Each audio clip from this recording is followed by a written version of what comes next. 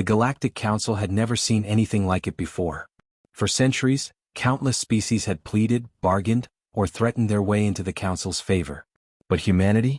Humanity simply stood up and walked away. Ambassador Daniel Kessler had spent weeks in negotiations, offering humanity's terms for peaceful cooperation. Every argument had been met with condescension, every request dismissed as naive.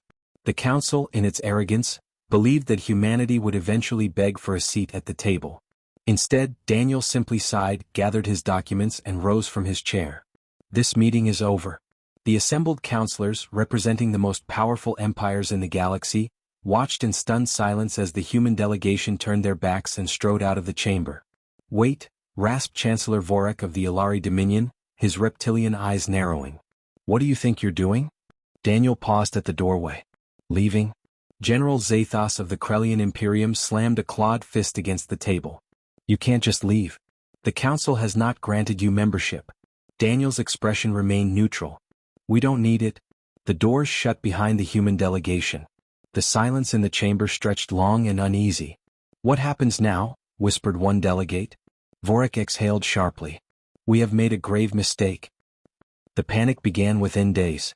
The Galactic Council had assumed humanity sought membership for protection, for trade, for survival. But if they were willing to walk away, it meant one thing: humans had options. Options the Council had failed to consider. Reports flooded in. Human trade ships bypassed Council-regulated markets, forging direct alliances with independent star nations. Technological exchanges were rumored with breakaway factions once thought too weak to resist Council control.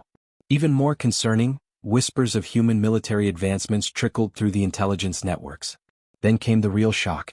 The Tzcarii swarm, a species that had waged war against the Council for decades, announced an unprecedented ceasefire, at the request of the humans. If they can negotiate peace with the swarm, what else can they do?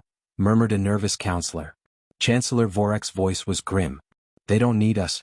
But we may end up needing them. For the first time in history, the Galactic Council found itself not as the judge of another species' worth, but as the ones being left behind. And it terrified them. If you enjoyed this story, don't forget to like, comment, and subscribe for more thrilling sci-fi tales.